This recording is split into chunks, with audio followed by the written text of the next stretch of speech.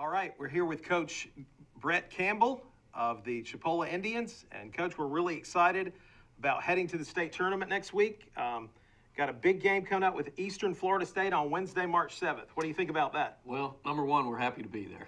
First and foremost, we played pretty good basketball going down the stretch. Won 4 out of our last 5, so that's encouraging. It's a good time to be playing good basketball. And East Florida certainly gives us a very difficult opponent. You know, they were runner-up in the national championship last year. They've got several guys back off last year's team, so they have some experience. We played them earlier in the season, and they clipped us on a neutral court. So we certainly know that it'll be a challenge on Wednesday. Okay. That's the old Brevard for you old community college fans in Florida, Brevard Community College. If we're successful against Eastern Florida State, we'll face the winner of Indian River and St. Pete. Do we know anything about these guys? Well, we know both of them are quality teams. We played St. Pete earlier in the year and was very successful against them. Good. Have not seen Indian River personally this year, but I know he does a very good job coaching-wise. But, you know, obviously that's a very possible game to win, okay. But we don't want to look too far ahead. That's right, that's right. And now this is a one-and-done tournament, so it's a grueling, I guess it'll be we'll have Wednesday and then Thursday off and then Friday and Saturday, so some back-to-back games there. Are we ready for that, or are we deep? Are we in shape? Well, we've had some injuries, so we'll be a little thin going to the state tournament. I think it certainly helps that Thursday's a day off. That's when the women play their first-round game, so instead of going 3 days back-to-back, it would help us if we win that first game to give us a day's rest, and then you only have 2 games back-to-back. So that would be advantageous to us going down the stretch. Right. Okay. Well, Coach, best of luck down there. We got some good news this week from the FCSAA. We've got 6 players on the all-conference team, and we've got the freshman of the year. Is that right?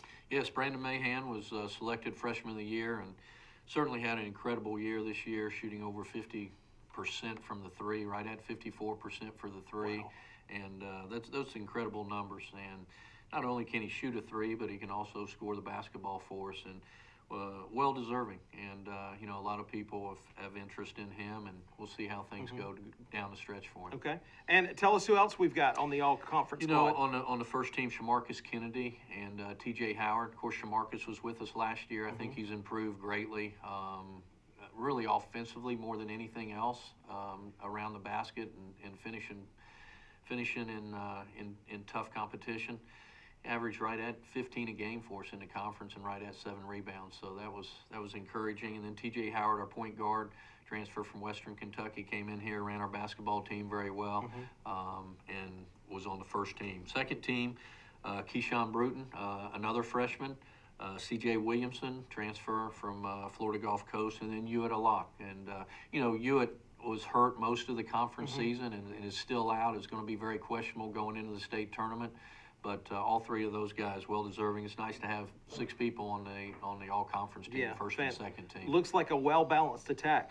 Coach, just from a kind of a pedestrian standpoint, we look out there, and these guys look absolutely huge. How are we lengthwise compared to these other guys that we're going to see in the state?